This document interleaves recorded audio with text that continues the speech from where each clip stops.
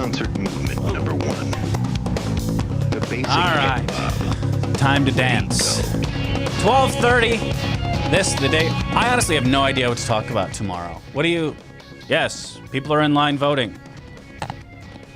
I should play like old Captain Planet episodes or something. What about like kitten videos? Do you hear? You know? Are you familiar with Nyan Cat? Yeah. I've played it for you. The Pop-Tart. Yeah, I know what you're talking about. The cat that was the inspiration that had to be put down got some sort of disease and very sad. We could do like a tribute to that cat. Do just play that videos. for a half hour. Yeah, we could do it in Gangnam style. That's Wednesday. What happens if Wednesday or Tuesday night doesn't turn out like you hope? Or you ever seen that Bud Dwyer video? or what happens if we don't know anything for the next week, which is, I think, probable. Based on, this is best case scenario numbers. I'm hoping that Ohio and the tomfoolery that we'll discuss later from their Secretary of State renders it moot. Folks in Virginia could go a long way in helping us out there. Florida, of course, would be the big one. Same with Colorado, Ohio, Minnesota, and Wisconsin. A lot of these so-called swing states aren't. But let's be honest, we wouldn't see so much Romney in Florida if he had that one sewn up. I would like to take Ohio off the pivotal state map for reasons that we'll get into. But considering we're already seeing the excuses pop up, momentum was going strong until Hurricane Sandy and all that sort of stuff is popping up already. But basically now, the arguments are made, the table's set, even Gallup. I love this, have been showing odd numbers, I think, throughout the last month or so. The Hannitys and the Rushes have always run to Gallup. So, Romney +5, Romney +6. And it's funny, after taking a week off now, all of a sudden Gallup is Romney +1 likely voters. 49-48. But among registered voters, it's Obama 49-46. And if you're Gallup, you can now sit back and go, well, no matter what happens, we have it covered. If Romney wins, we showed him up. If Obama wins, well, hey, we showed the momentum. And it was probably within the margin of error, so kudos to us. Keep using our polling service. If you follow me on Twitter, twitter.com/Radio Bradshaw, there was a pollster's kind of inside baseball article showing the history of these national polls, again, moving all magically to the same place the day before election. Because at the end of the day, the one poll you're remembered for, if Gallup had come out today and said, Romney +5 and Obama wins tomorrow, that would be very damaging to their business model.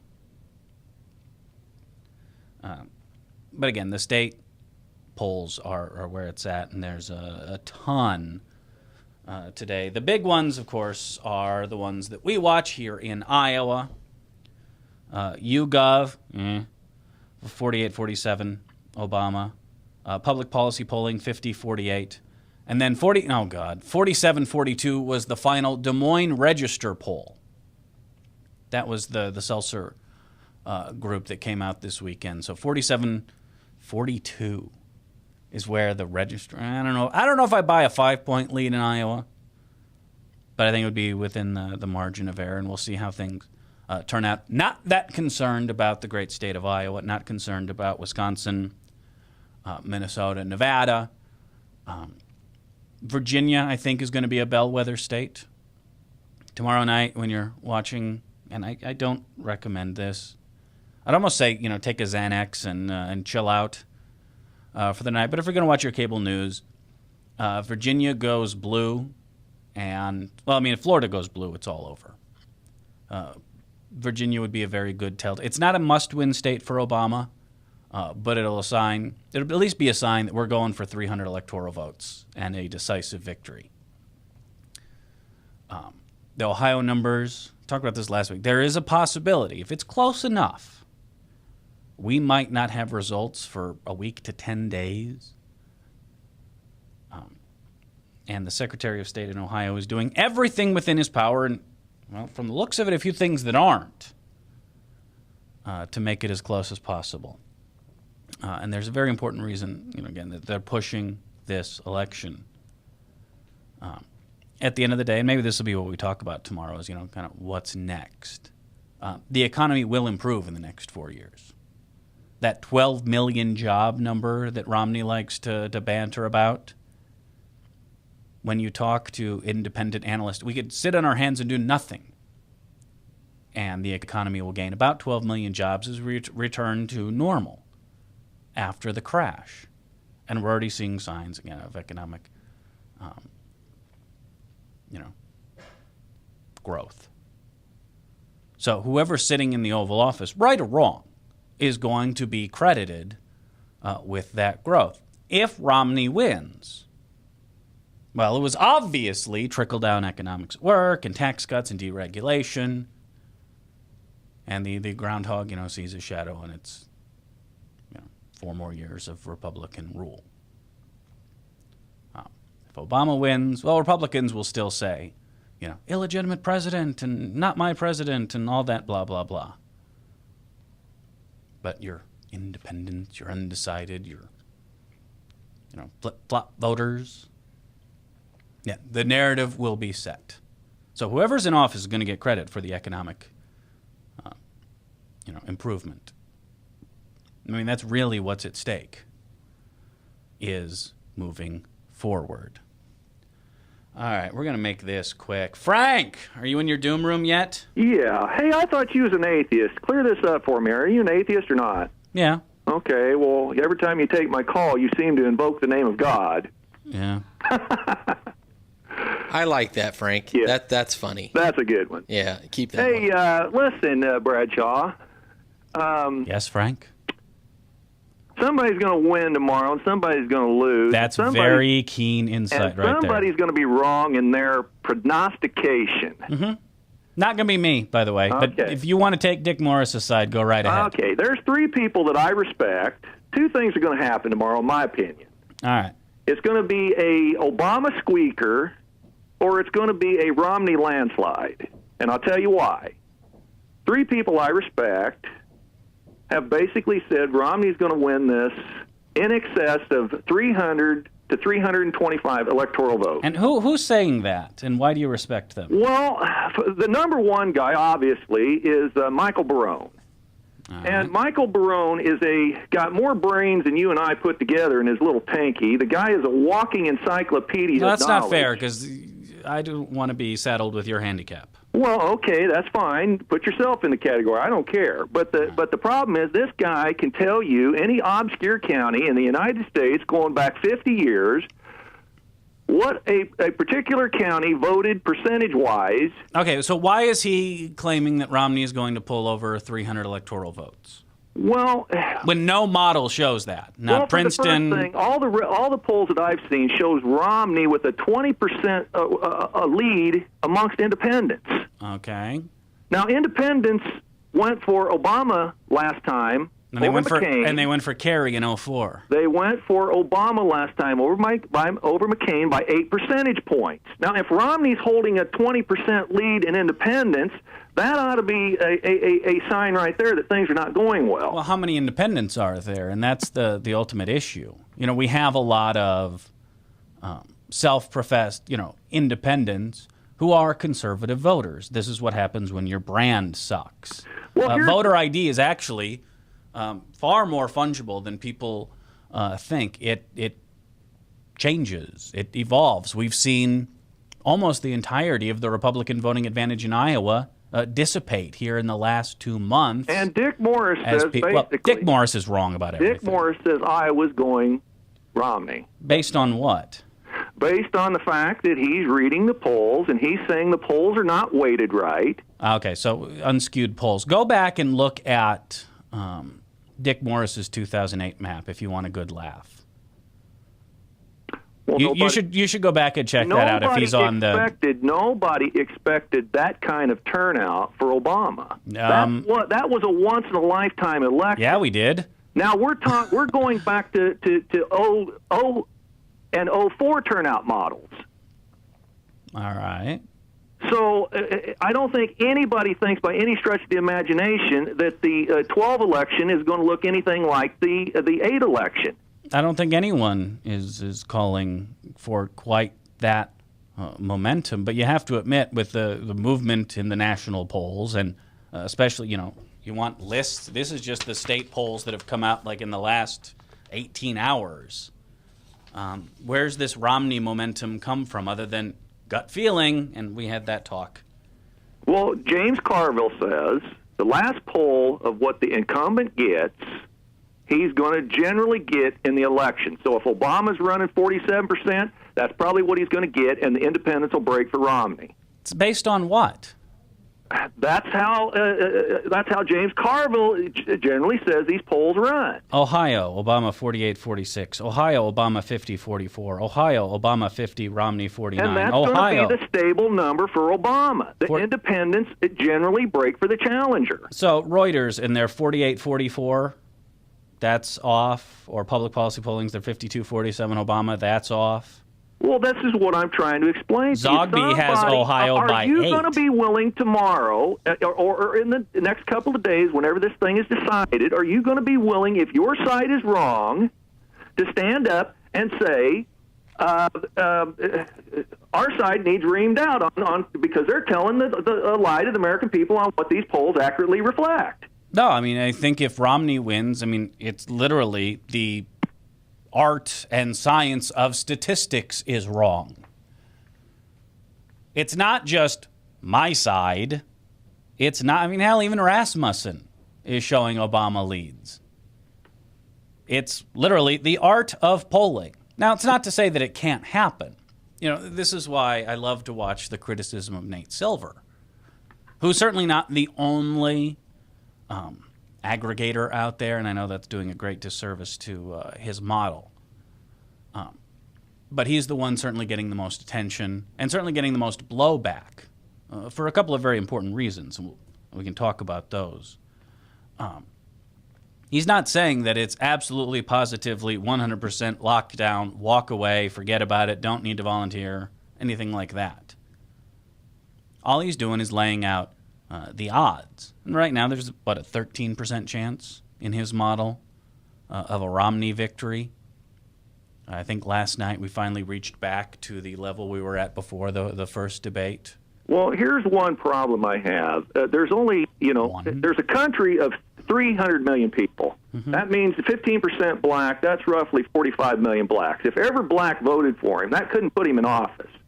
So there's a whole lot of white people that voted for him last time that aren't going to vote for him this time, and for their efforts of not voting for him this time, they get called racist. By whom? By the talking heads in the media. Name one. Oh, name one, and I'll tell you if they've said it. David Brooks. David Brooks is a half-hearted Republican. Okay, Rachel Maddow. Yeah, Rachel Maddow. Ed Schultz. Okay, who's called non-Obama voters racist? I'm talking about people who gave the guy a chance last time. Okay, I'm saying name one. Name someone who's calling them racist for not Chris voting Matthews, Rachel Maddow, Ed Schultz. Called them racists. Well, they Frank, defer it. Don't pull things out of your backside. Use the word, but that's where Romney's economic plans come from. Because they're voting against the man because of the color of their skin. Now, is that a hidden signal for somebody being called a racist? Where? Give me an example. Well, I can't give you the exact I know example. You can't because you're pulling it out of your ass, no, Frank. I'm not. You watch MSNBC. I don't watch much cable news at all because it's all horrible. This goes to the why, by the way, Nate Silver's getting cracked on. If most people at their job were as wrong and as off as most pundits are, right, they'd be fired in a heartbeat. Well, I watch Lawrence O'Donnell. But pundits aren't graded I watch on Lawrence being O'Donnell, correct. I watch Chris Matthews, and I occasionally might tune into Rachel Maddow, But the shows that I watch on MSNBC and the people they have enlisted to talk on them programs basically are calling people who are voting against Obama racist. Now, do you believe that there is some racial animosity involved in having a black might president? live up in Oregon, up in the mountains. There may be a few racists up in Upper Peninsula of Michigan. But like the birther, there's some skinheads what about out like there the that don't birther? like the I'm not guy. talking about skinheads. I'm talking about what about birthers? Because somebody has a legitimate concern about whether the man was born in this country. And when they have the long-form birth certificate and they're still birthers. So when Marco Rubio runs, your side ain't going to make any complaint about whether he's a U.S. citizen. My complaint would be that he made up the story of his family fleeing Castro and ran on it until he got called on it, trying to integrate himself with the Cuban community in Florida. I mean, I readily admit That's my beef I'm with a poll Marco truther. Rubio. I readily admit I'm a poll truther. Well, I don't believe you're any in of for a rough night tomorrow, Frank. And I don't believe that they ought to take polls to start with, because I think they're trying to skew the vote one way or the other. I think they're intentionally trying to suppress the vote, and they've been trying to suppress the vote all summer long, saying that Obama had these 13, 14, 15-point leads. They were trying to suppress the Republican turnout. Now they're going to have to get in line, because these polls are going to come down. Somebody's going to win tomorrow, and somebody's going to lose, and somebody's going to have a lot of egg on their face and a lot of explaining to do. Yeah, but the right wing won't, because that would admit I'm just reality. asking if you're going to be man enough, if your side loses, to stand up and say, hey, some of the people I've been believing is full of crap. I'll say it. If some of the people that's been telling me stuff, I'll say they're full of crap. Are you willing to do the same thing? Well, Frank, I'm honest. I don't have the leeway that a Rush or a Hannity does. I don't have a bunch of idiots and legions of followers who will just agree with whatever I say. And when Karl Rove comes out in 2006... Well, buddy, hold on. Do you remember Karl Rove in 2006 when The Math said that Republicans were going to do great Rush Limbaugh or Sean Hannity in the House? was on the air. Hannity in 2008, let not your heart be troubled, until the day after the election. By Thursday, Mitt Romney will be forgotten among the right.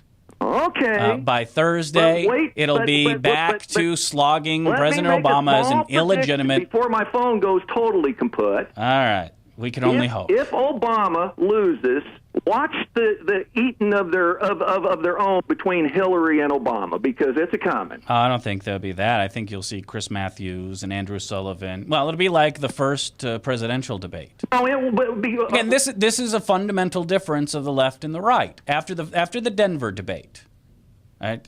I did flip on MSNBC. I was watching a stream, and it was, the day after. It was horrible and awful, and oh my God, the president, got destroyed, and everything is terrible, and everything is awful. And then after Biden wins the VP debate, but if Hillary after Obama wins the second debate, after Obama wins the third debate, you flip on Fox News, and what are they saying? Decisive Romney victory, and this will be great. This is a fundamental difference between the left and the right. Any aspirations of running in 2016, she will eat Obama for breakfast. Okay, because she's going to have to distance herself from all the decisions that he's made to have any hope. At all. Because she's still got to appeal to them blue-collar voters up in Pennsylvania, the ones that Obama thinks cleans their Frank, gun. You're hanging out in crazy town. Okay. But good luck. We'll see you tomorrow. might want to bunker yourself down tomorrow night. We'll see tomorrow. All right. Yes, we will. At least he admits he's a poll truther. All right. 244-0077 is the number. Email me, radiobradshaw@gmail.com. Follow me on Twitter, twitter.com/Radio Bradshaw. So all the models are now 1-point race. I'm shocked. But look at the states. Michigan on lockdown. Ohio, again, not a huge lead, but consistent. Virginia goes blue. Again, we're in for a fun night. Wisconsin on lockdown. Nevada on lockdown. There's not a whole lot of swingy states left. Again, which makes a horrible narrative for Wolf Blitzer. Makes a horrible news for Hannity and the gang. This is where the cries of fraud are going to come from. Remember, in 2008, Barack Obama won almost 10 million votes. And by the spring of 2009, 42% of Republicans believed that he stole the election due to forces like Acorn. 10 million votes. And they still believed it was a stolen election.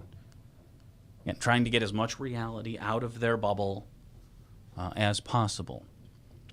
And we're already seeing the claims, fraud and chicanery. Meanwhile, I'll take you back to the 1980s and show you where all of this comes from. Unintended honesty from one of the founders of this modern-day right-wing conservative movement, and how it translates to today when we come back here on The Bradshaw Show, www.thebradshawshow.com, twitter.com/Radio Bradshaw, Radio Bradshaw @gmail.com if you want to get in touch that way. Powered by Webcast One. Back right after this. Thanks for watching.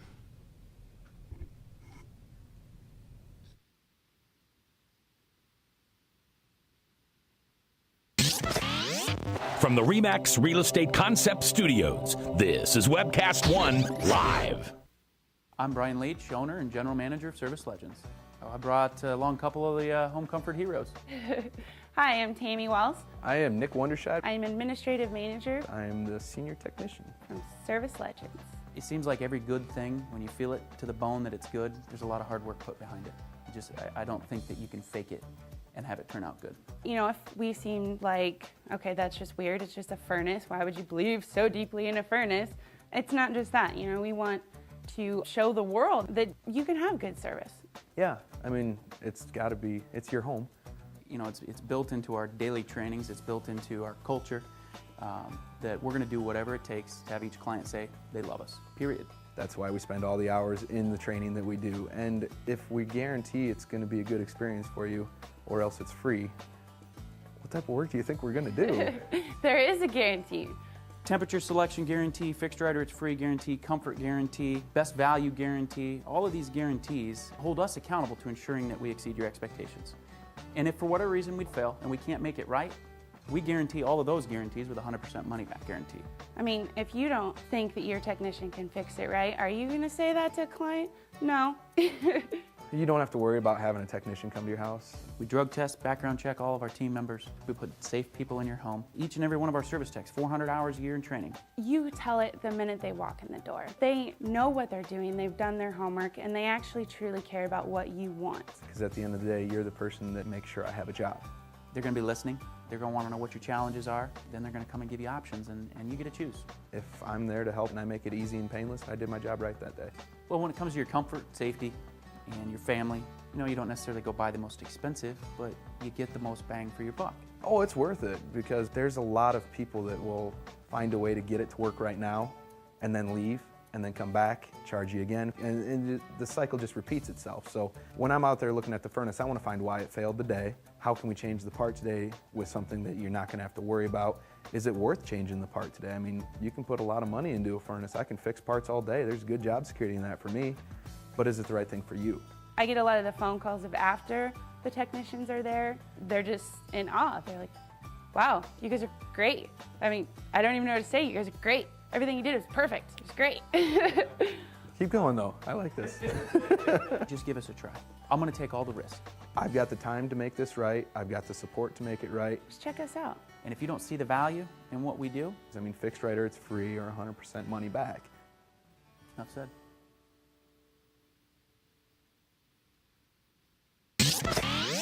From the RE/MAX Real Estate Concept Studios, this is Webcast One Live. Time to start. Rock concert movement number 1. Boom, boom, boom. All right, Bradshaw with you here on a Monday. It's the day before the election. We so excited. We so excited. And if you lose, Bud Dwyer. Have you seen that video? I have no idea what you're talking about. Bud Dwyer was I believe, Pennsylvania politician. Got caught with his hand in the cookie jar. You've heard the song "Hey Man, Nice Shot." Yeah. That was based on Bud Dwyer. Not safe for work. This is one of those. Do not Google. I'm Googling it right now. you're on your own. A press conference gone really, really wrong. We'll just leave it at that. Again, the numbers are what the numbers are, and you got to trust the science at this point. Is there a chance of some screwy? Yeah. You know, it's funny. Places like Columbus or Cleveland or Miami, it seems that the same issues pop up every single election. Voting should not be an endurance test. And part of this is a failure of Democrats, kind of, midterm and off, local elections. This is one of the things Ed Fallon was talking about on the show before mine. How, these presidential elections suck all the oxygen out of the room. We don't pay a lot of attention to Secretary of State votes. When was the last time that was, like a hotly contested, widely discussed and talked about, race? Doesn't happen very often.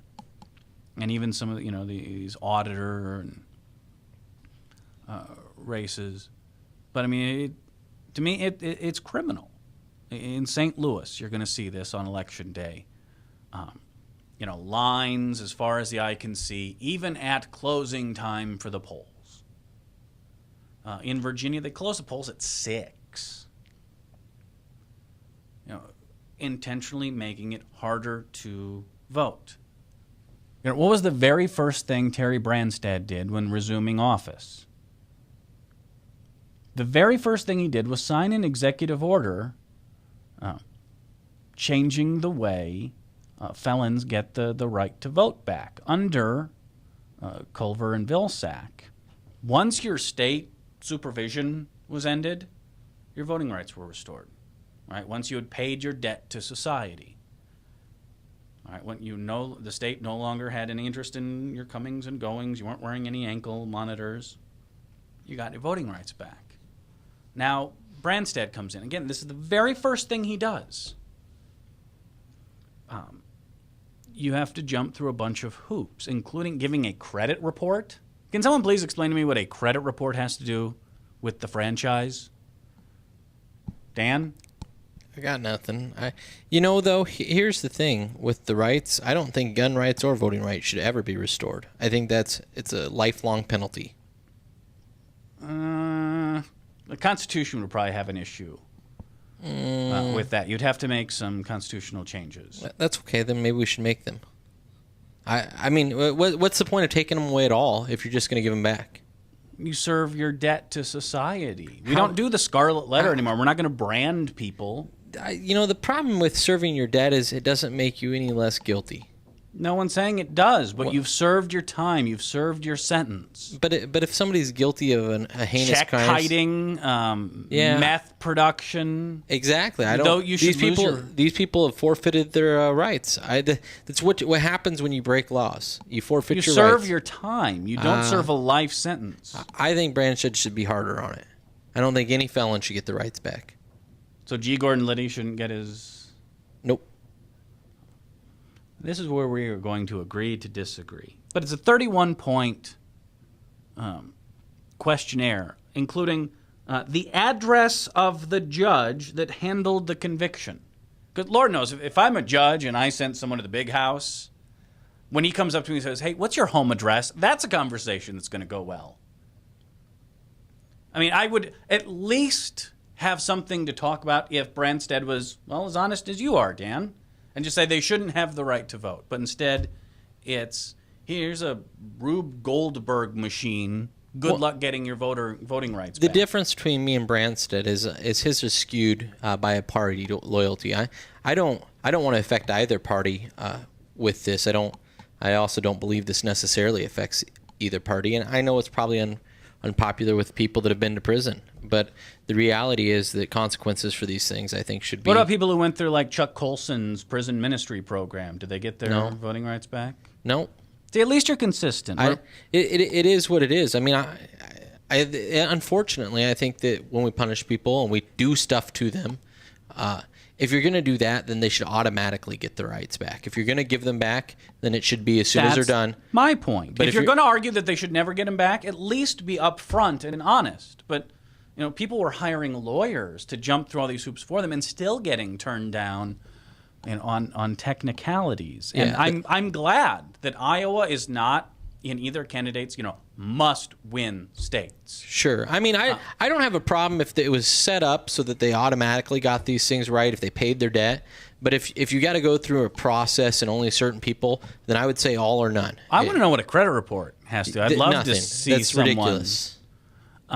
or what the address of the To judge. assume that they would have good credit after being in prison is kind of ridiculous. Again, it's that how many hoops can we legitimately put up before someone takes this to court? Meanwhile, in Ohio, John Husted is the Republican Secretary of State, and he is following in the footsteps of Katherine Harris and Ken Blackwell. Just a few of the things. In a direct violation of Ohio law, their Secretary of State has ordered all voters who make a mistake when filling out a form accompanying their provisional ballot have that ballot thrown out.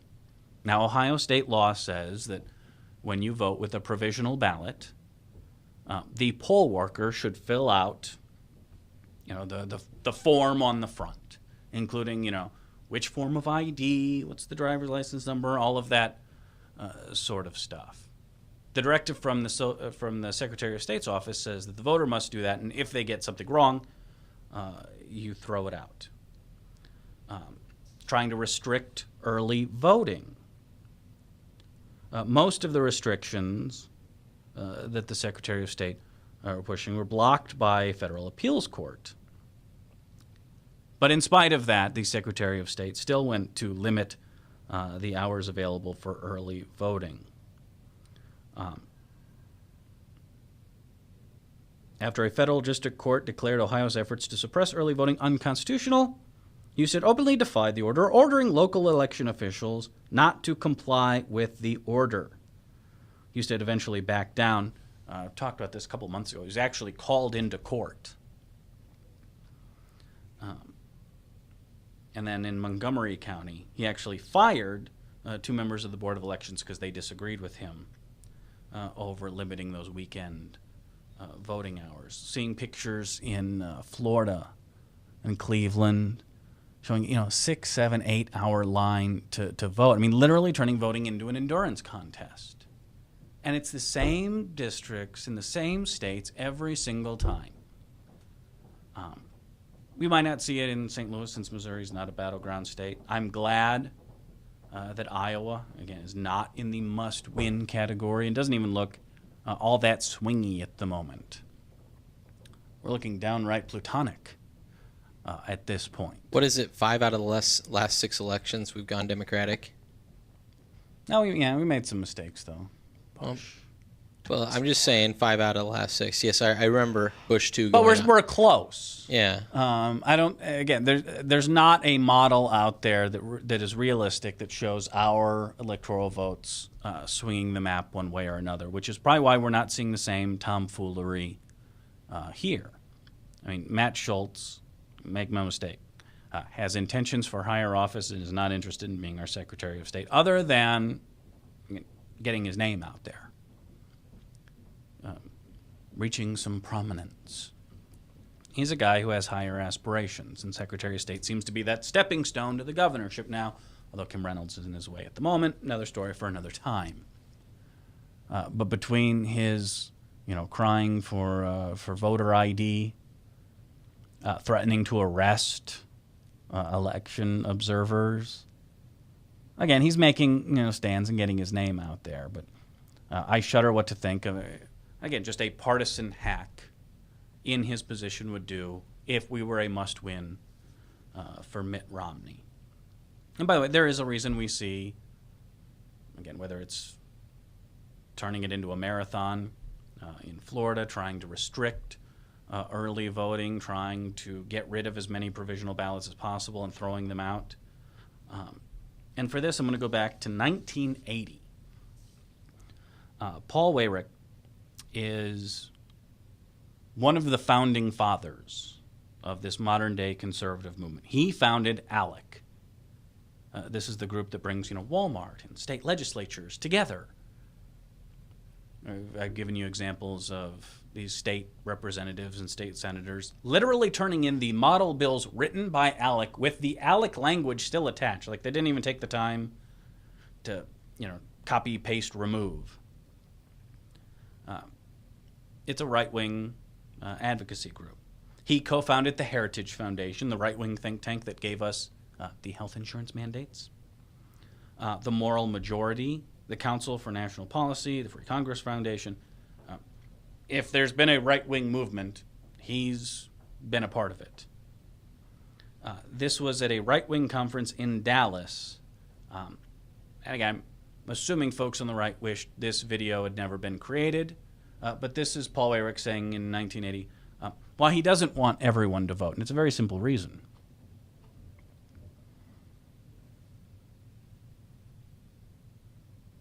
Now, many of our Christians have what I call the goo-goo syndrome. Good government. They want everybody to vote. I don't want everybody to vote. Elections are not won by a majority of people. They never have been from the beginning of our country, and they are not now. As a matter of fact, our leverage in the elections, quite candidly, goes up as the voting populace goes down. Pretty straightforward. I don't think that's not a lot of weasel room there. And man's got a point. There are only so many supporters of Bob Vander Plaats. There are only so many of their types. This is why, and again, this plays out in the data. Gallup today with their likely voter now shows Romney up 1.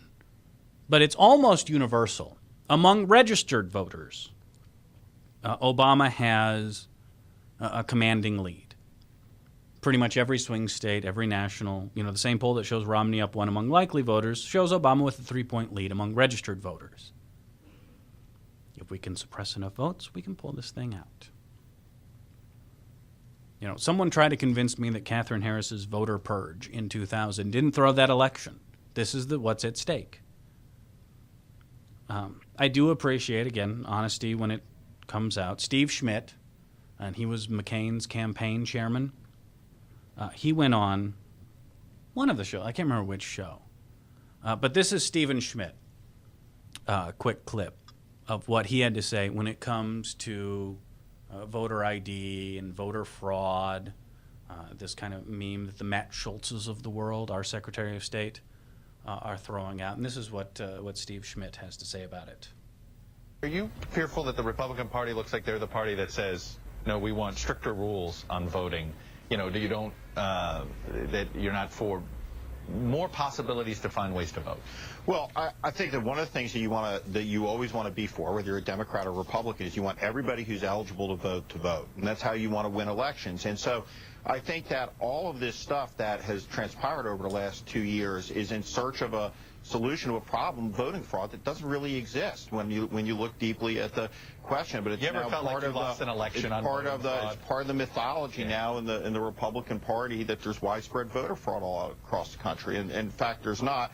But both sides are lawyered up to the nth degree, and they'll all posture back and forth on it. But it probably won't come down to lawyer. It's mythology. When you look at, again, the actual numbers, since 2000, we average about 1 case of voter impersonation per every 15 million votes cast.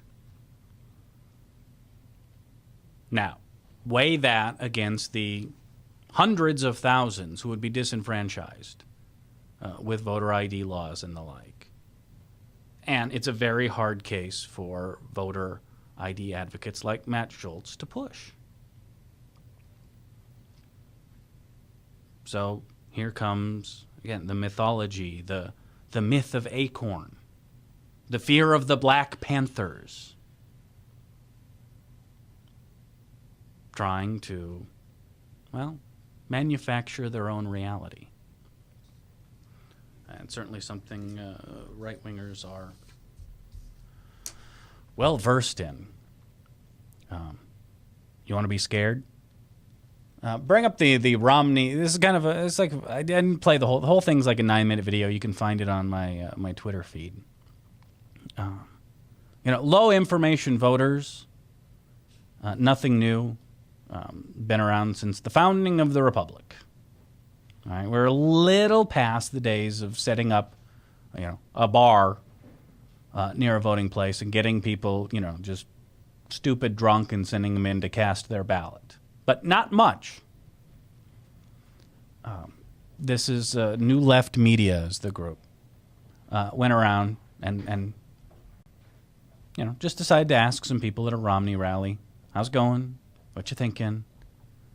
And again, it's not the fact that they're low information voters. Every side has them. Every party has them. There's nothing. But notice how all of them seem to be on message. This is the part that scares me. So play this video. Hasn't been presidential, and he's too much anger. He didn't cut the deficit. All he did was spend more money that our grandkids have to pay back. That's just really what upsets me, is my tax money being thrown all over the place. Yeah. And nothing's really being benefited from it. What are some of those areas you say it's being thrown at that you don't want it to be?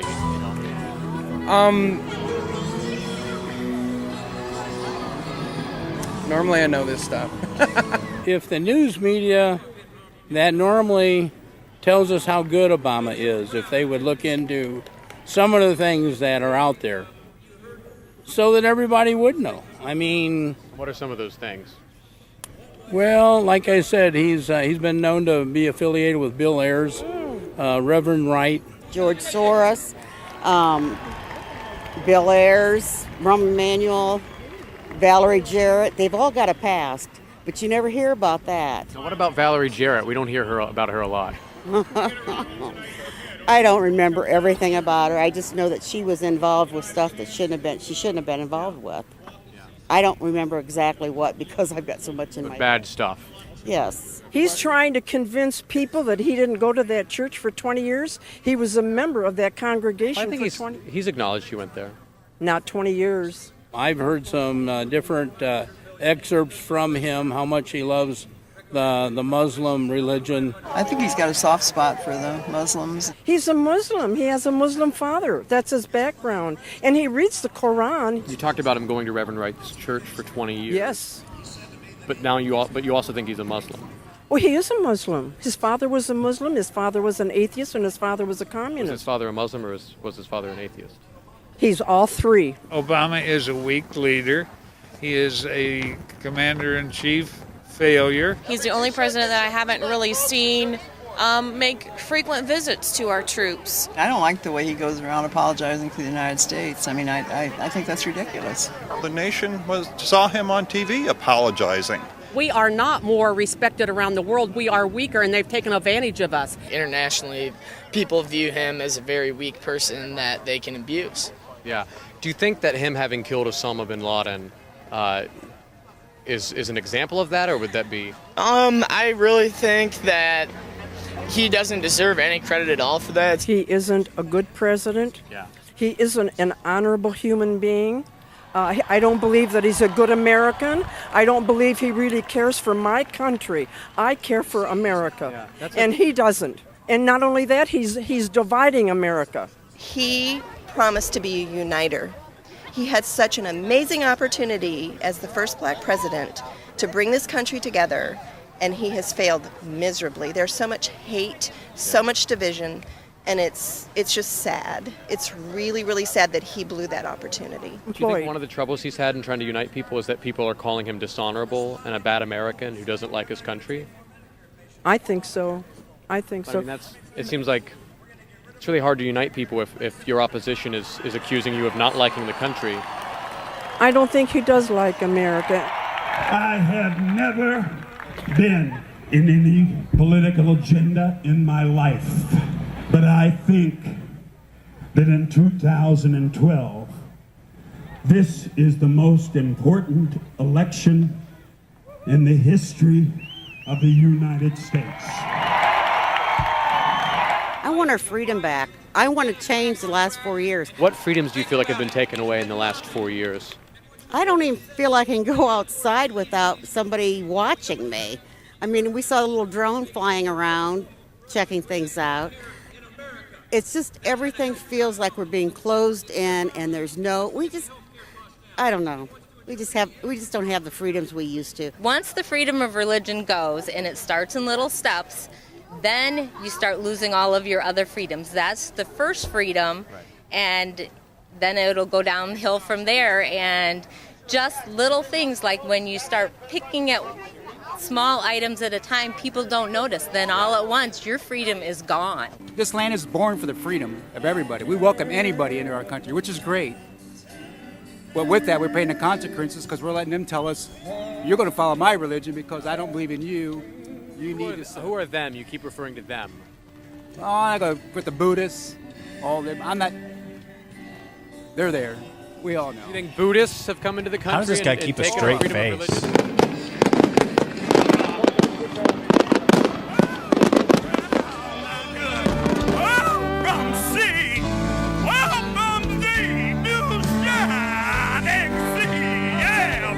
A little meatloaf in there. It's not the fact that there are low information voters, because again, that's a universal. No one, aside from us nerds, have the time to go through all of this. But notice how they all seem to be on message. I guess since I'm off the radio now, I can be honest about it. One of my favorite things used to be to get these Hanatized, residents of Glenbeckistan and let them spew, and then just simply ask them a follow-up and watch them sputter. Yes, it was a crutch. I admit this. It wasn't particularly innovative by any means, and probably wasn't the high road, but I think it was very telling. And it was the same thing that guy was doing there. What freedoms have you lost? Well, what did Valerie Jarrett do? I know the name because I was told about it, probably on Fox News or AM radio. I don't know anything about it. But just, the shibboleth itself is a bad thing. So, I'm looking forward to tomorrow night. The Republican Tears Twitter feeds. You can find them on my list of follows on Twitter. The Schadenfreude shall be great, and the tears shall sustain us. One thing in that video, he's divisive, he's dividing us. And I've always gotten a kick out of this. I had someone throw this at me this weekend. Yes, we are a very divided country. But I think you do yourself and our nation a very great disservice by trying to pin it all on Obama. I mean, run through the list of conspiracies, everything from, again, he's not born here, he's not eligible to be president. He's Muslim.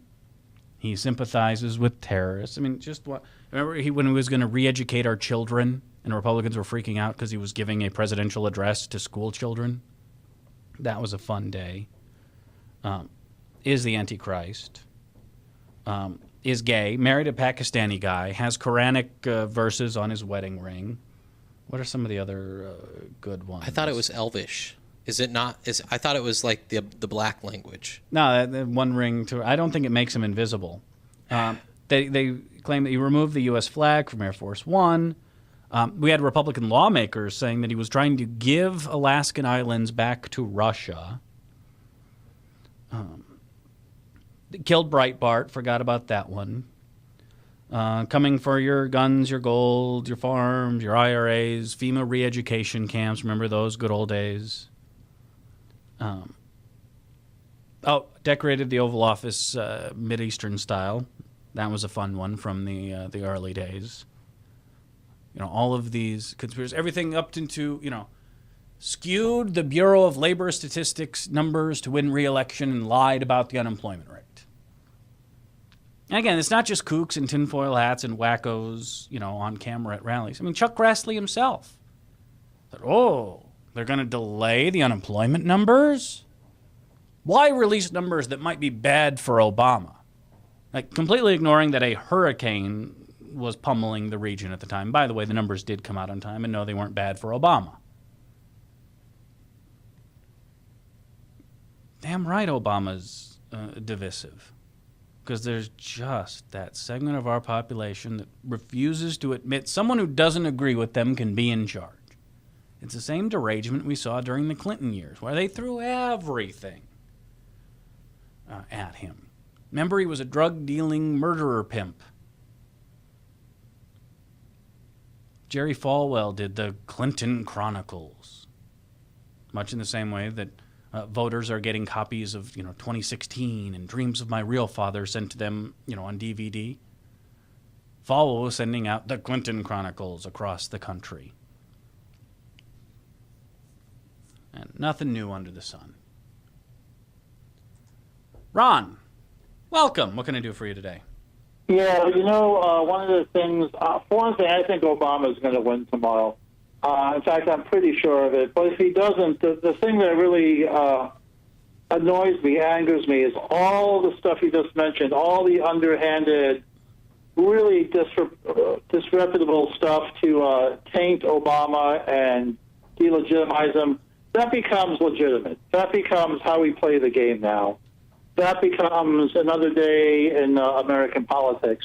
And that's not going to do our country any good. No, well, Dana Milbank from the Washington Post, I'm sure it's Googleable, did a video from inside the McCain rally in 2008 and how, after the initial red states popped in, they made sure to take the CNN and Fox News off the big screens, and it was just a bunch of country music and Hank Williams Jr. and the like. And then when they moved outside for the concession, the booze, and yet this guy, when John McCain, who was very gracious, very,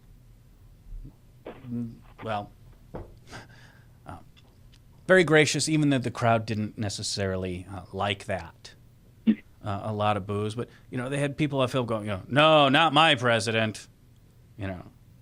Then that mentality, again, came from Election Day onward, whether it's, the Mitch McConnells and Eric Cantors of the world. Our job is to make Obama a one-term president, to, the Acorn believers, and that how the election was stolen, somehow magically 10 million votes,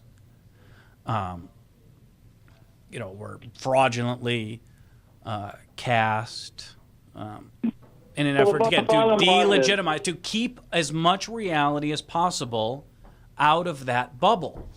The bottom line is, if Romney wins tomorrow, Don Trump wins tomorrow. And that's a pretty scary proposition. Clint Eastwood talking to an empty chair wins tomorrow. All that stuff wins tomorrow. And, one of the things, I found that a YouTube video about that Ohio rally interesting because it really occurs to me that these people who struggle with Obama, I think it's because he represents a larger America than they like to be aware of.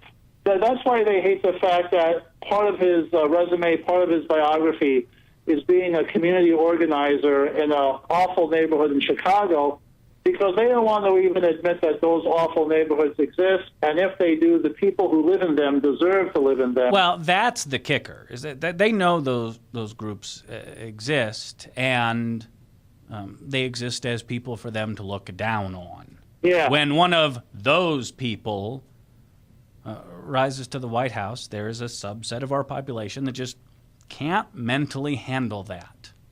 Yeah, and it's just like it resonates and it infuriates on such a deep level that, so you have some women say how Obama must be a Muslim, it must be an atheist, it must be everything else she hates, all wrapped up into one, because she really has no other explanation for his success. No, none that would, again, not cause her to question her entire worldview. Right. It can't be possibly that he worked and studied hard when he was younger and made something of himself. That can't be it. Or just, God forbid, more people like him and agree with him than agree with you. Yeah. So he's a, communist Muslim atheist.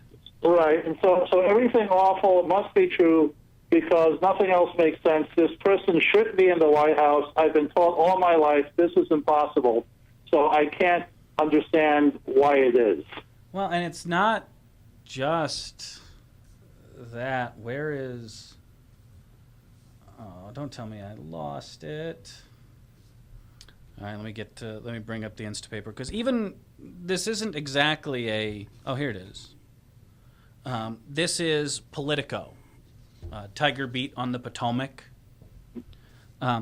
If President Barack Obama wins, he will be the popular choice of Hispanics, African Americans, single women, and highly educated urban whites. That's what the polling has consistently shown in the final days of the campaign. It looks more likely than not he will lose independents, and it's possible he will get a lower percentage of the white vote than George W. Bush got of the Hispanic vote in 2000. A broad mandate this is not. Reminds me of the Byron York piece, saying that Obama's positions aren't that popular if you remove Hispanics, women, and African Americans, and just look at regular people. Like, I didn't know that African Americans weren't regular people, or women, or Hispanics. That's like the old South. That's Confederate thinking. We of the South like segregation. Well, who's we? Well, all the white guys. Well, it's that, I don't know if you want to get into white privilege, but that I am the normal person. I, heterosexual, middle-class, white male. Anything outside of me is different and odd and foreign in a strange way. If Romney wins tomorrow, the scary thing is the official narrative of this country becomes what that crazy lady was spouting about, how Obama is a Muslim, he's an atheist, he's everything else she doesn't like. That becomes the official narrative. Well, luckily, based on the math, that's not likely to happen. Well, I'm hoping not either, but you know what? I couldn't believe in 2000 that Al Gore didn't become president. So no, it's because he ran a terrible campaign. He had a terrible running mate. He ran away from Bill Clinton.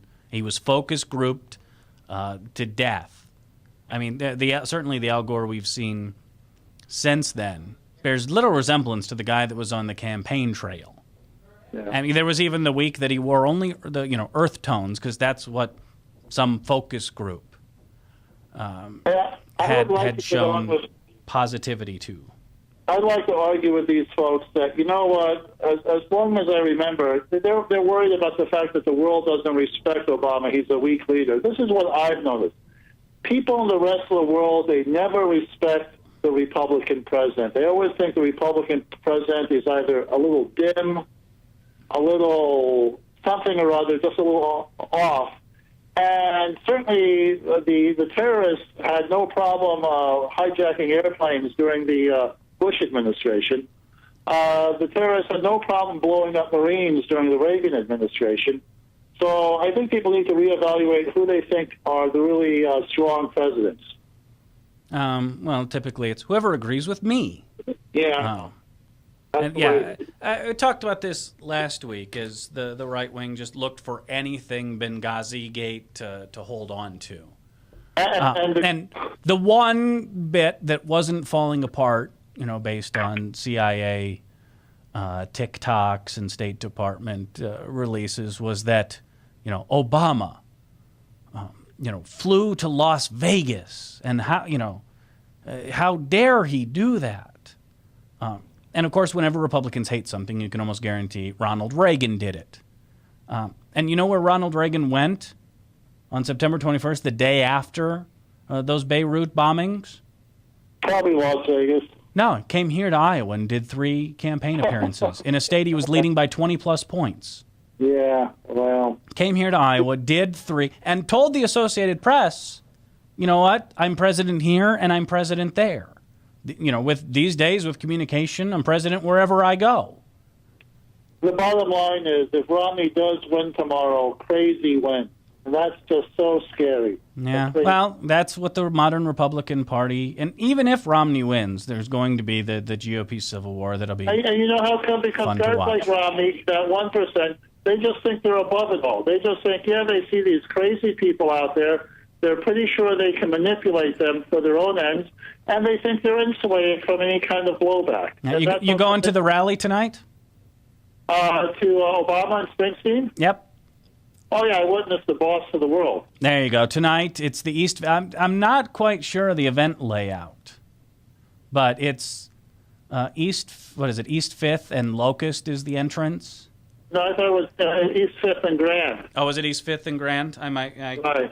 I'm sure it's on the Obama website. My- But yeah, my- they're asking people to show up early because the event's not going to start till 9:30. Right. But I'm assuming it's going to be a very kind of awkward seating, staging Yeah. arrangement there in the East Village. But if you... I'm bringing down my 70-year-old mother-in-law wants to come with me because she's never seen a president in person before. She hasn't lived in Iowa long enough. I was going to say, yeah, it's our divine right as Iowans to be pandered to by all politicians. So we're bringing down folding chairs because we want to get down there by 6 or 6:30 because we figure we're going to be sitting around for a while. I don't think they're letting people in till 7 or 7:30. They're not opening doors until 7:30. Yeah. But we figure if we get down there at 6:30, we'll have a decent place in line. But you're going to have to bring a chair because it's going to be a wait. Not if you have a press pass. Well, I'll be the. You're just with the in crowd. I'll be the me and Jennifer Jacobson. Woohoo! But I'll be the doofus recording things on an iPad. There's always that guy. But I saw Spike Lee do it once, so I know it's cool. Okay. So yeah, enjoy the rally, and again, we'll reconvene tomorrow. I don't know what to talk about tomorrow. It's pretty much, again, the arguments have been made. The numbers are what they are. Tomorrow, get out, vote. Yes, it matters. The polls are the polls as long as we turn out. Show up, vote. Here in Iowa, you can vote same day. You can register. Then you do have to bring a photo ID. You don't have to bring one to just plain vote. But if you want to do same day registration, bring your ID. I don't know if it's necessary, but it can't hurt to bring a utility bill, with your address. Show up, vote. Don't forget, if you're an Acorn member, get your second or third ballot. Masons, get your 5 ballots. He's looking at me weird. Just kidding. Something's going to end up on the Hannity show now.